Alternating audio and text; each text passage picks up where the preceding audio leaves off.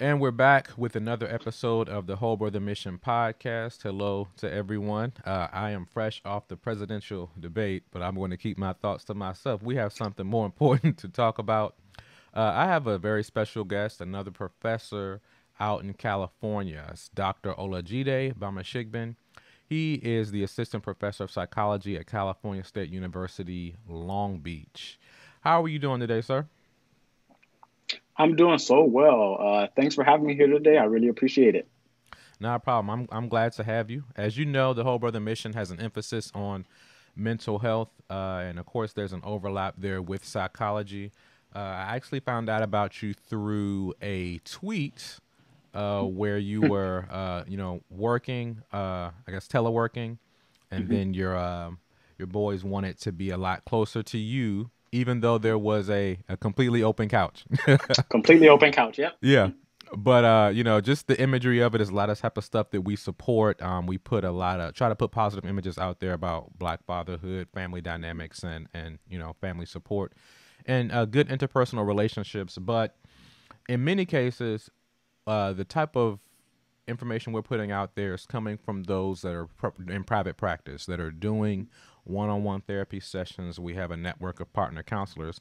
But what I thought was interesting is many assume that if you've done a doctorate in some type of psychology work, that you're doing one-on-one therapy sessions. That's not Mhm. actually the case for you. You're focused on the research side and teaching at a That's right. university. So if you could kind of bring us in on your area of study and the courses you're teaching, what is and also before you even became a professor, your PhD work. Absolutely. Once again, thanks for having me. I received my BA in psychology from the University of Miami. I received my PhD in health psychology from UCLA.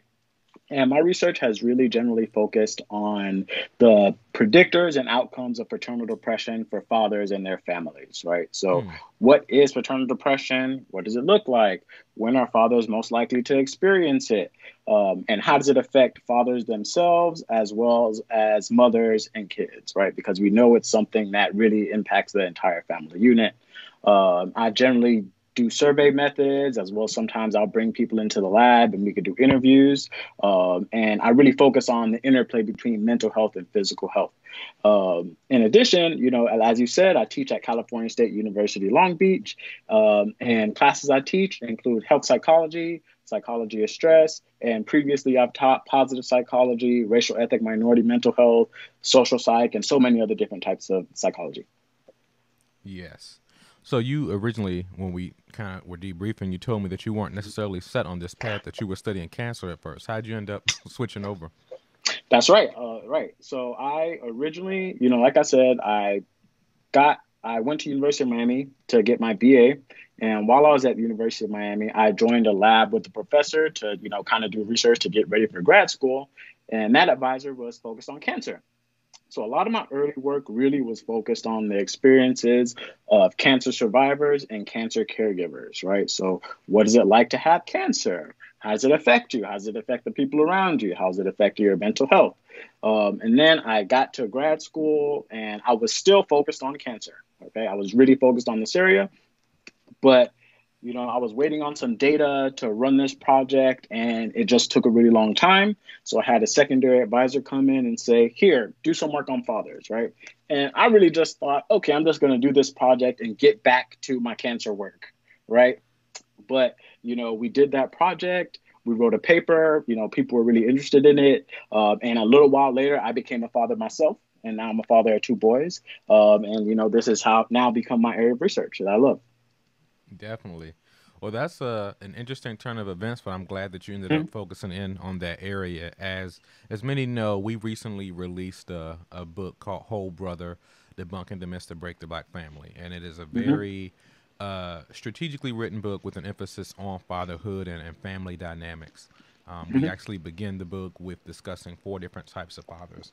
And, you Mhm. and I have had a chance to talk about that a little bit, but um, I do want to kind of underscore the points with maybe seeing what you've seen in your research. So, Mhm.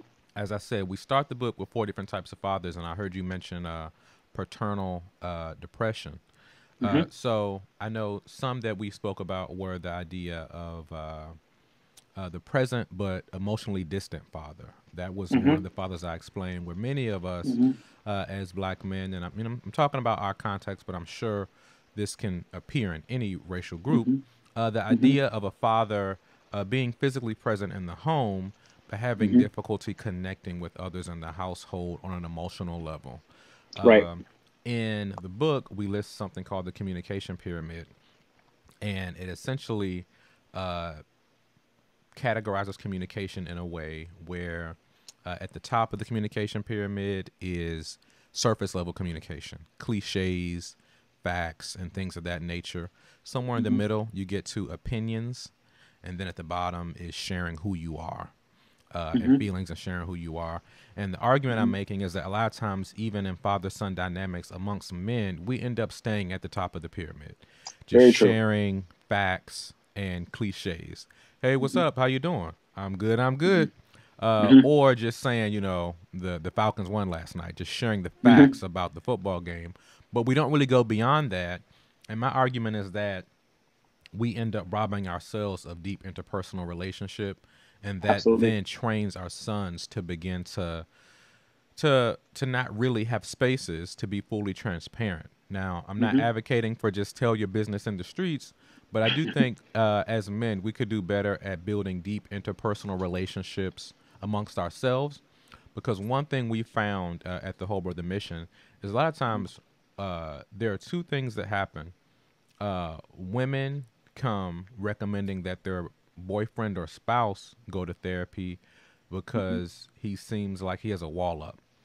Hmm. They're married, very deeply intimate, but it's hard to connect in conversation on a deep level. The would be the Hmm. argument of the wife or girlfriend.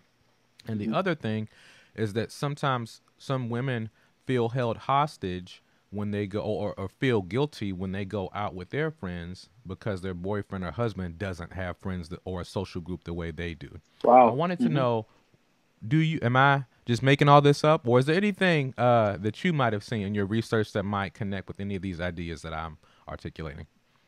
No, absolutely. So, as a researcher who cares about mental health and depression, I always want to be the first to say, listen, therapy is important, right? It's good for you. Go take care of yourself, take care of your mentals and you'll be fine. I've gone to therapy myself, and I'm open about it. I don't have any shame surrounding it, right? So there Mm-hmm. are many men who've suffered through traumas in their lives, right? Who've suffered through so many different things, who are resistant to the idea of going to therapy, and that is something that could really help them. So that's really that's absolutely true, right? And particularly, I think when we're talking about men of color and black men, there's a long history of kind of psychology in these fields not necessarily treating us the way we should be. So Mm-hmm. there's a little mistrust going on there with regards to not going, right. But it's I think it's always important that men go. And to your point about the emotional distance, right? I have a paper that I published. Actually, it was the first paper that I published, where we looked at Black fathers, a sample of Black fathers, and we found that fathers who were more depressed experienced two things, okay, over and above everything else. One of them was racism. So they experienced more frequent experiences of racism, and they were more likely to be depressed after that, right? That probably doesn't come as a shock to you, right? Mm-hmm. Two, fathers who engaged in more avoidant coping were more likely to show depressive symptoms, right? So, we all deal with stress, right? If you're not stressed, you're dead, right? That's just a fact of life. We all deal with stress, but it matters how we deal with it, right? Yeah. And if we're talking about the context of a baby or a child, right? Your baby's crying, you can't just ignore the baby. It's not going to get any better, right? Your child's acting up. You can't avoid the situation, right? It's only going to get worse. So there's absolutely some truth to the idea of, that distance or that avoidance from, kind of the tough situations impacting your mental health. Absolutely. Yeah. So in addition to that, we also Hmm. talked about, I think, the toxic father. Hmm. What have you seen? And just for those that don't know, the toxic father is a father that is passing on unhealthy thinking or behaviors Hmm. onto the child. You know, a lot of times we think of parents in terms of the ones leading the way. Once again, this father is present, but he's leading in a bad direction. Any Hmm. thoughts on that? Absolutely. So like I said, my area is paternal depression, so I'll always bring it back to that, right? Mm-hmm. So when we think about what depression is and how it affects you, right? It's impacting your sleep. It's impacting your health behaviors. Depending, you may be engaging in some substance use more than you should, right? Because you're depressed and you're trying to cope with it. You're dealing with relationship issues with your partner or your child's mother, right? Perhaps because of this depression and all of these things, right? Children are sponges, right? They Mm-hmm. see it, they absorb all this, right? So these same things that you're doing because you have things that you really need to work out, right? Things that you need to deal with, you potentially could be passing on to your child, right? Because they see, oh, your sleep is messed up. You're not eating how you should be, right? Your kids never listen to you, but they never fail to imitate you, Mm-hmm. right? Yeah. Yeah. So I do want to zoom in, and I already that a title just jumped out to me, and I was like, it could be Hmm. Daddy. Daddy was depressed, Hmm. because a lot of times I think I found that a lot of black fathers around late 40s, 50s, they finally have a chance to breathe Hmm. and look back on what they may or may not have done right in terms of their parenting and their own life. Hmm. I know a lot of men who live kind of wild lifestyles from teens Hmm. into the 40s, and then somewhere in the 40s, 50s, they might come to some particular faith system and start to live a more peaceful life. Hmm. And while I'm glad that people can find faith systems that give them a level of peace in their lifestyle, I hate that it Hmm. happens so late. Right. I hate that their children got the worst of them rather than the best of Right. them. Right. But I don't want to look at that from a condemning perspective. I want to try to be supportive and understand, well, what's going on here. Hmm. And I'll admit, even in my personal life, I'm looking around, I'm seeing a lot of the same cycles for people Hmm. at different Hmm. points in the spectrum. They might be in their Hmm. 20s, still in their wild phase, might be in their 30s, starting to realize this ain't it. And they might be in Hmm. their 40s, 50s, like, yeah, I'm relaxing now and staying out of trouble. But Right. I'm seeing it at its different levels in the spectrum. And although I'm not a doctor, I'm very versed in mental health by way of the Whole Brother Hmm. Mission and my studies, doing a doctorate in Right. counseling now. For sure. And I'm not trying. I Great. can't. I can't diagnose anybody, but I feel like I see a lot of depression, Hmm. undiagnosed. And Hmm. I, as a friend, in many cases, are like, "Hey, man, you might want to get that checked out." One thing I see a Hmm. lot is guys calling it introversion, Hmm. but from my perspective, I'm seeing social isolation as a result of depression. Hmm. So, if you could speak to just to give us an understanding, uh, could you define what is depression actually? Because I know some think of it as just feeling sad. Hmm. So what is depression, Hmm. uh, from a technical sense, and then what Hmm. are some signs of it? Great. So that's a great question, right? So depression is essentially prolonged feelings of sadness, right? And there's a very specific criteria that you have to meet to be diagnosed with depression, right? So you have to have been feeling a certain number of symptoms like eating too much or not eating enough, sleeping too much or not sleeping enough, feelings of irritability, feelings of sadness, feelings of like wanting to die, all these different types of things for at least half of the day for 2 weeks, Hmm. right? So that is the technical definition of, all right, if you go to a therapist and they ask you all these questions and you answer truthfully and you're depressed, they'll say that you've had a depressive episode. So that is absolutely what it looks like. And that's the general clinical definition. But I think the reality is depression looks different in men than it does in women, right? Hmm. So if we're thinking about sadness and the way sadness plays out, right? The way sadness is in men and the way sadness is in women is very different, right? And there's a lot of social and cultural things that go into that, right? Like for example, oftentimes men don't feel like they can cry, Yeah. right? Men don't feel like they could cry, right? So what do? That turns into rage, right? That turns into irritability. That turns into those kinds of things, right? So in that sense, it just looks totally different. Not totally different, but it often looks very different for men and for women. Mm-hmm. Mm-hmm. So, in terms of fathers, I Mm-hmm. agree. Well, black men in general, but specifically fathers, there's this idea where we can't cry, we can't show emotion. And Mm-hmm. something I articulate in the book is, in many cases, we only feel permitted to express one area on the spectrum Mm-hmm. of emotion, and Mm-hmm. that's anger. It's Yep. okay to be angry. It's okay to blow up. But anything else, Mm-hmm. we're stepping outside of our bounds. Mm-hmm. But I think once again, it's important to recognize that even though your father or we see fathers as heroes, they're human too. Absolutely. And they can't just magically create things. A pandemic Right. has happened. Many fathers have lost their jobs. And as Mm-hmm. much as we would like to just create another one, it's a lot of times it's not that simple. Right. You can start a business during a pandemic, but there's no guarantee Mm-hmm. that that business is going to be successful. Mm-hmm. So, although Especially I'm, for Black people. especially for Black people, Mm-hmm. so while we can be pro entrepreneurship and pro the Black dollar and so on and so forth, sometimes there are circumstances that happen that are out of your control. Mm-hmm. And I know all the more for fathers who are expected to protect and provide. Mm-hmm. Although I articulate a more nuanced and in depth view of fatherhood that goes beyond protecting and providing, those Mm-hmm. are still expectations. And of course, during a Absolutely. pandemic, some men's inability to provide like they used to can Mm-hmm. depress them. So, could you speak Mm-hmm. to how do we support fathers who may be in a depressive episode or who may be Mm-hmm. exhibiting signs and trying to get them toward getting help? Because I know that many men feel trapped because it's like, Mm-hmm. I'm not doing well, but I have to keep Mm-hmm. going. I'm going to Mm-hmm. explode. Absolutely. So you hit on so many really good points, right?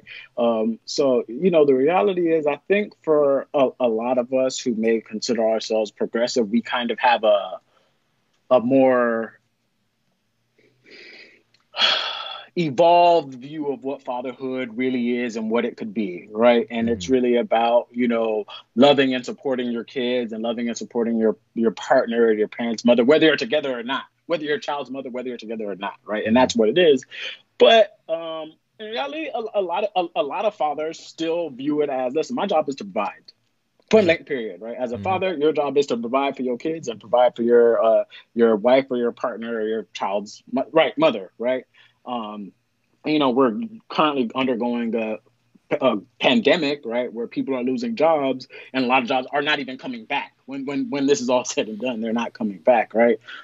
So that really can strike a blow to many men's, self-esteem and what they understood as their role as fathers, right? Because I feel like I'm a good father, not necessarily me, but somebody might feel like I'm a good father because I make sure my family's provided for, Mm-hmm. right? My kids eat every day.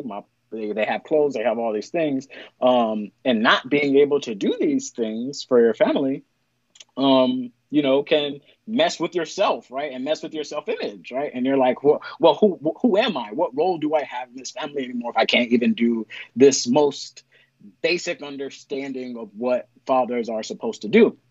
And recently, I had a paper published where I found that fathers who were more involved with their kids shortly after the birth of their child show less depression a year later, Mm-hmm. right? So the people who engage with their kids more, right? And specifically, we looked at it in terms of spending time with your kids, right? So fathers who spent more time with their kids, fathers who provided more actually for their kids, as in terms of money, food, toys, clothing, supplies, and fathers who just generally felt like, hey, I can handle all the different task that fatherhood throws at me, right? Like I could change a diaper, no problem. I could warm up a bottle, no problem. Mm-hmm. And all those things were related to less depression. So yeah. Yeah. So I get a little bit of flack for this, especially when you Mm-hmm. consider the culture in California that's very, Mm-hmm. very pro weed. Mm-hmm. Um, I argue in the book that many of us use distractions as solutions. Mm-hmm. And the issue with that is distractions are temporary, but the issue can Mm-hmm. still persist even though Mm-hmm. when you're done with the distraction. And my Mm-hmm. point is that some of the distractions that we use are drugs, specifically weed, Mm-hmm. um, alcohol, sex, and Mm-hmm. gaming, actually, which I have found is on the rise. Mm-hmm. Um, and the ones I get the most pushback on are the substances, because most people just say, Mm-hmm. "Well, I can stop whenever I want. It's not that big of a Mm-hmm. deal. It's just a Mm-hmm. little weed. It's natural. It's from the earth." Or I just like drinking. I just drink socially. Everyone has a story about why they do what they do, and I'm not anti anything completely. But what I am Mm-hmm. saying is those things are not sufficient if there is a Mm-hmm. deeper issue that is yet to be resolved. Mm-hmm. And in many cases, I've found that people that use these things think that they're just doing it for leisure, when in actuality, when you dig a little bit deeper, there are some unresolved issues in your life. I Mm-hmm. even Mm-hmm. boldly say that I think almost 100% of the people that I know personally that smoke weed regularly, the ones that I know personally, also have unresolved trauma. That's just Mm-hmm. my experience. I Mm-hmm. don't want to paint with a broad brush. In your Mm-hmm. research, do you see a connection between depression and those substances, specifically marijuana or alcohol? So absolutely. So remember when I told you how I did that study where I found that fathers who used more avoidant coping were more likely to Mm-hmm. feel depressed? One of those measures in that avoidant coping was substance use, Mm-hmm. right? So specifically, fathers will say, "Yeah, I use drugs to numb my feelings." Yeah. Right. I use alcohol to take my mind away from, these problems that I'm facing. So absolutely, substance use and substance and there's a difference between substance use and substance abuse, right? And Yes. obviously, the vast majority of people who use substances use them fine, relatively safely. It's no problem, right? Um, but these things absolutely is a form of avoiding the stressors that you're dealing with, Mm-hmm. right? Because, like you said, at the end of the day, the problem's still going to be there. You're going to wake up the next morning, with a hangover, and now you have a hangover and a problem, the same problem, Right. right? As Exactly. opposed to actively dealing with whatever the actual issue is, right? And obviously, easier said than done, Mm-hmm. like, oh, just deal with, years and years of pent up, trauma and abuse and racism and, whatever, right? It's not like it's easy, Mm-hmm. and it's difficult to find the right language, find the right therapist for it. It's hard, but absolutely these are forms of avoidance, right? Mm-hmm. And avoidance, and there's a lot of research on this, in the short term, avoidance is okay, right? It's not bad for you, right? But over time, those problems will still be there. They'll Yeah. still be there. Right. Yeah. So, being a podcast that has an organization that has an emphasis on men, I think Hmm. it's important once again to be more progressive and have more common conversations about sex as well. I Hmm. think in many cases we had those things, but that's the reality for most men's lives. So I Hmm. think talking about it more is helpful. So, Hmm. like I said, another one of the distractions I listed was sex. Hmm. Now, I'm going to move away from it in that category and ask you a question about what you've seen in terms of depression and sex drive, because Okay. something I have found is that most times people don't notice that anything's wrong. And once Hmm. again, in some cases, I think that in many different people's situations, it was when sad moments turned into not even wanting to have sex anymore, which was Hmm. abnormal for whoever said guy is. That ends Hmm. up being like, okay, I can tell something's off now. And especially if they have a Hmm. partner who they normally were very active with, if they get to a point where they just don't want to be bothered, it ends Hmm. up being two people's problem rather than one person's Hmm. problem. And that Right. gets people's attention on, hey, is something really wrong here? It's just, Hmm. it becomes more than that. And the other thing is, uh, I have I have in my own research have seen that there ends up being a it's described as connecting depression with reckless decision making, or Hmm. dangerous behaviors, Risk which can taking. be risk taking, yes, and it can be played out a lot of different ways. But once again, I've seen it in terms of uh, sexual partners just kind Hmm. of being kind of less protective, less Hmm. cautionary in terms of who and how you are having sex. For you, have you seen any connection between depression and sex life? Absolutely. So in my own research, I have not studied that, right? Okay. But in just the body of research, there's undoubtedly a connection between these two things, right? And and this is the thing about depression, it can turn it into both ways, right? It can turn you into kind of like uh I want to find the right words to say this. Somebody who engages in far more risky sexual behaviors, Mm-hmm. right? Yeah. So increased number of partners, Right. less likely to use safe sex practices, or just somebody who just doesn't have sex at all. Right. Right. Right. And when we're thinking about what depression is like in a household, right? In a household, who wants to have sex with this person who's angry all the time in the house, right? So it kind of Yeah. does it's a cycle. It's a self-fulfilling Mm-hmm. cycle, right? I'm not having sex because I'm depressed. Because I'm depressed, I'm not having sex. And it just keeps going. Mm-hmm. Yeah. So I know for many, depression seems like this thing that we can't quite wrap our minds or hands around. What is it? It Hmm. seems Hmm. very fluid.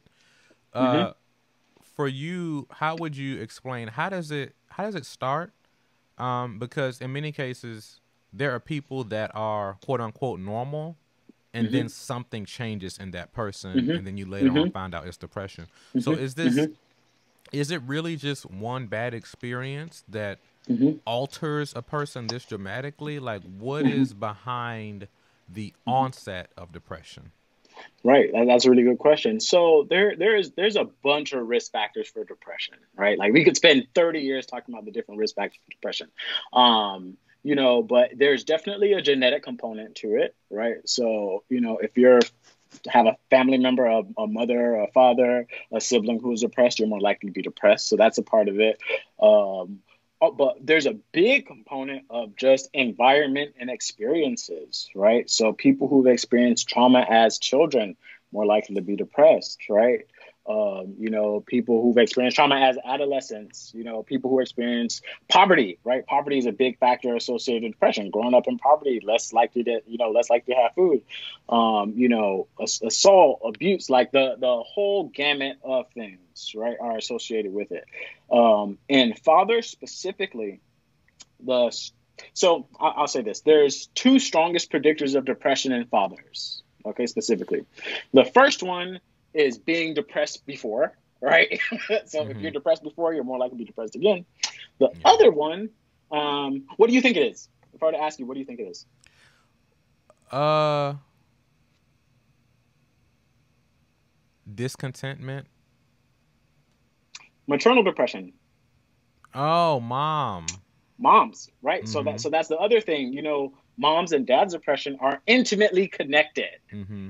You know what I'm saying? Because oftentimes, and not for everybody, you're living in this house with this person, right? And they're depressed and they're behaving in a certain way. You're depressed and you're behaving in a certain way. And those two things, you know, it's tough. Yeah. Yeah. And that becomes even harder to find out Hmm. if the generation before didn't have the luxury of sitting Hmm. down and getting a mental health evaluation to get Right, diagnosed with depression. right. I found that many of us rebrand traumatic experiences as just us coming up the rough side of the mountain. And we take Hmm. pride in it rather than Hmm. realizing, well, no, that was a traumatic experience that damaged you Hmm. and every other area of Hmm. your life. Um, Hmm. so in many cases, we don't even get to the point of talking about it that way because we say that these are the things that make us strong, not the things that Hmm. make us depressed. Uh, Hmm. to help us have a better understanding of this, I do see the word trauma being used a lot more.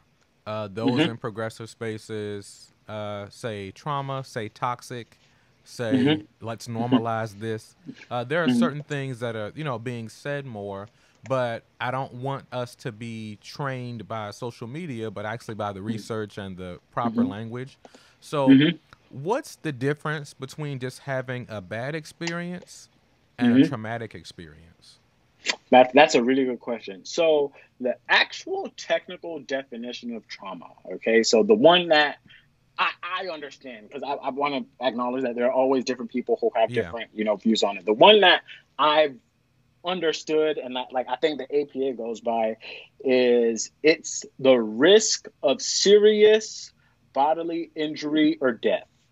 Right. So if you're in a situation where you're at risk of these things, then it can be considered a traumatic event. Right. Mm-hmm. A car accident where you could really be seriously injured. Right. Experiencing, physical abuse or sexual abuse where you could really hurt yourself or, die. Right. That's the technical definition of trauma. Right. But, there are other things that are just stressors. Right. And a stressor is just anything that can stress you out. Right. And Mm-hmm. a stressor can be anything from, you know, my kid poured milk on the floor, right, to, Mm-hmm. traumatic stressors, Mm-hmm. right, which are traumatic stressors, and even a death in the family. But let me take that back. So even traumatic stressors, right? So, but the thing is, that definition of serious bodily injury or death doesn't, I personally, I don't think it fully captures the extent of what trauma is, right? Mm-hmm. Because if you're a child and your parent dies, right, um, sure, maybe you're not technically at risk of serious bodily injury or death, but that's traumatic, Yeah. right? I don't think anybody will argue that that's not a traumatic life experience that's gonna shape you for the rest of your life, right? Um, but yeah, that's my understanding of the technical definition of it. Okay. Uh, I know I'm kind of getting outside of what we discussed, but have you looked into PTSD at all? I have not looked into Okay. PTSD. Okay. I find it to be so interesting, right? And of course, it's connected to depression, right? Like Yeah. PTSD and depression and anxiety, they're things that co-occur a lot, right? So you're Right. more likely to have the other if you have one, but I have not particularly looked at that. Okay. Outside of depression, what do you think are uh ways where I guess fathers may be suffering outside of just trying to say, you're diagnosed with depression? I guess what are some ways we can look to be more supportive of Hmm. people in that role? Because them having an issue may not Hmm. be seen in symptoms of depression. That might be seen in another way. So, what are some things Hmm. to look for, and then how can you be supportive after recognizing that? Once again, considering Hmm. that you can't necessarily approach dad if you think Hmm. something's wrong the same way you do the youngest son in the house. It's a very Right. unique role too. So, Hmm. balancing respect and support. That's a really good question. I think there are a lot of different routes to go about it, right? So one is that, and particularly for Black dads, and I'm sure you talk about this, there's a lot of negative stereotypes about Black fathers, right? Mm-hmm. Um, you know, Deadbeat, absent, this, that, right? Negative stereotypes. And while, of course, there are fathers who are absent or deadbeats, right? Those stereotypes are far overblown. Okay. There's a study by the CDC which found that actually, regardless of living with a kid or not living with a kid, Black dads are the most involved fathers, right, in comparison to Latino dads and white dads, Mm-hmm. right? So it's important that we keep that in mind when we're thinking about dads, right? So that we're not stigmatizing them by stereotyping them, right? Right. Um, what was the rest of the question? Sorry, I forgot. Just what are some warning signs, some things to look for that may be cause for concern, and then after you see Okay, those, how do you support? okay. So I think it's also important. So in addition to not stereotyping dads, I think it's important to always start with the assumption that people love their kids, right? Like I always start with the assumption that you love your kids and you want what's best for your kids.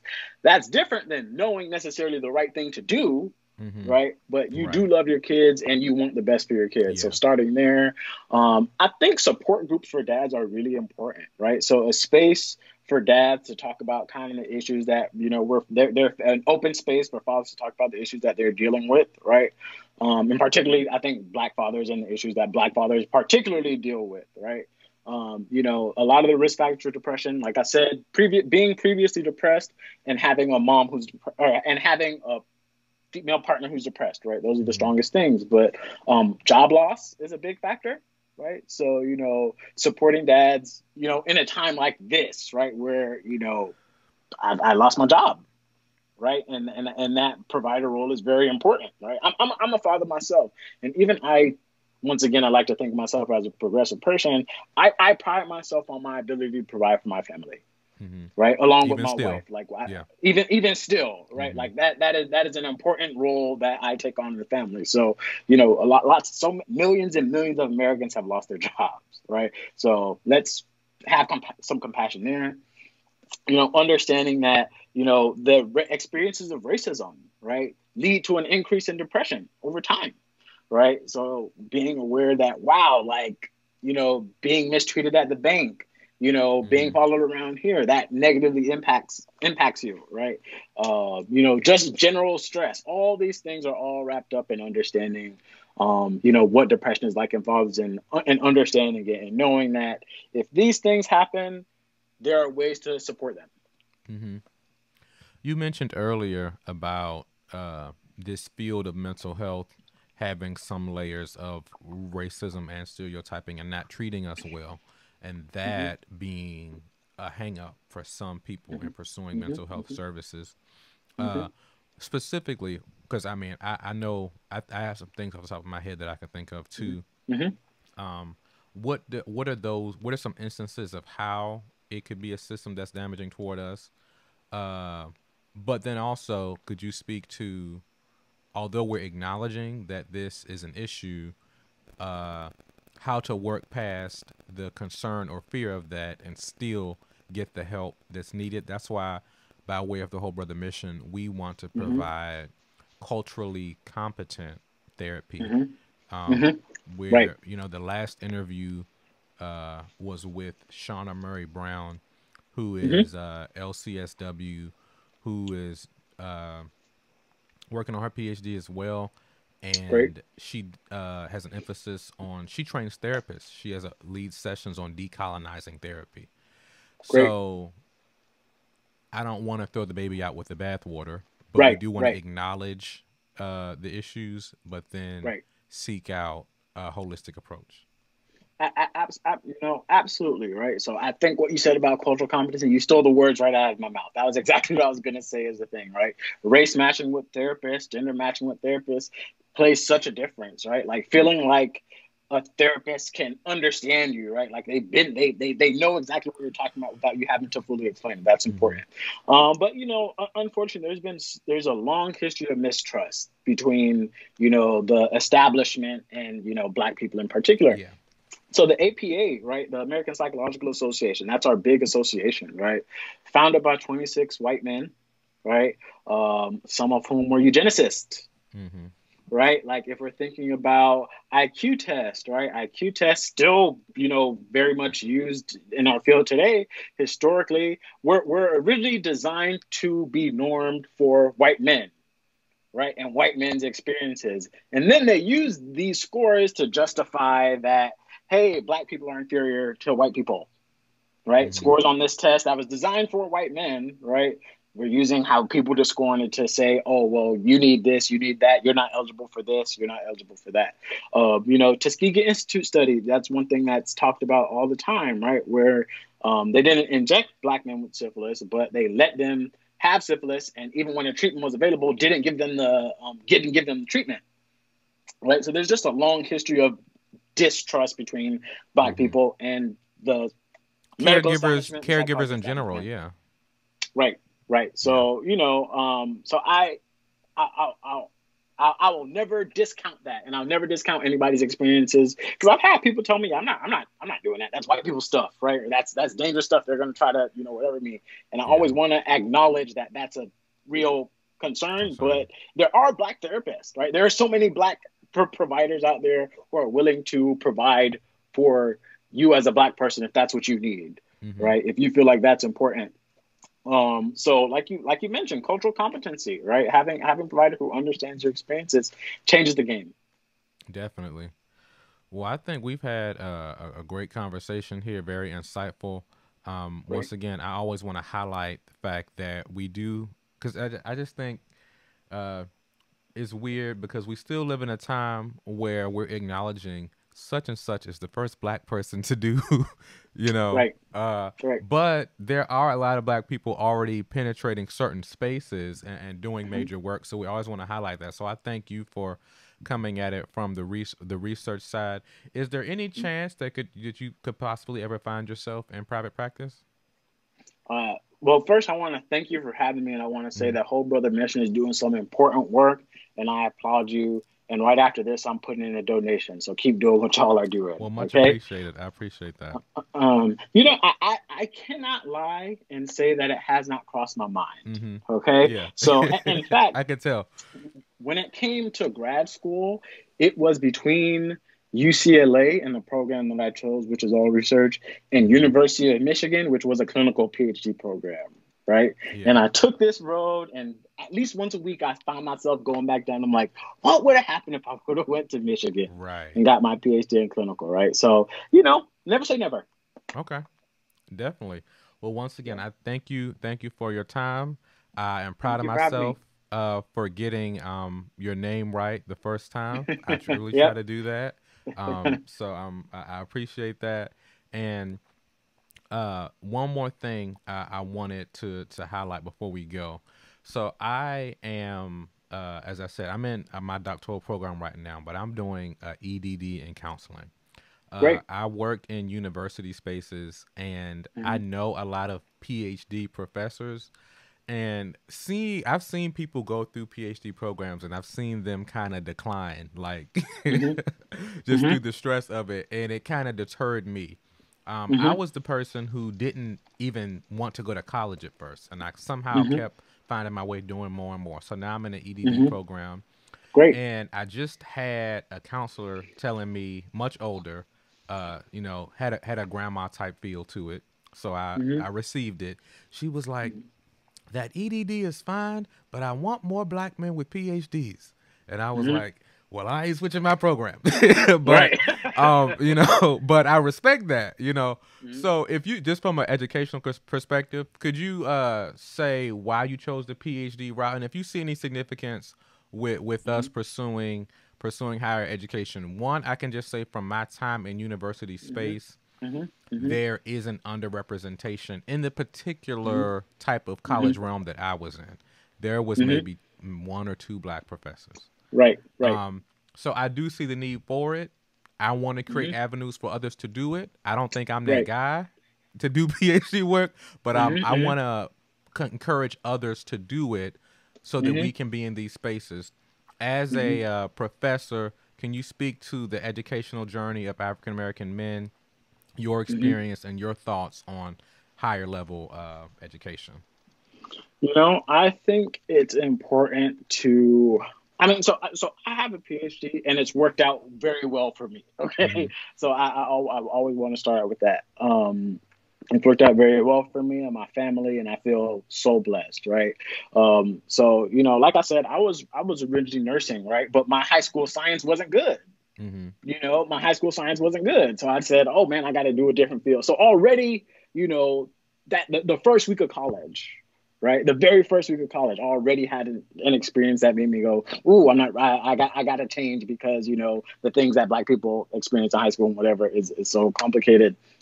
Went to Miami, went to, UCLA, and I, it you're in an ED program. It was hard.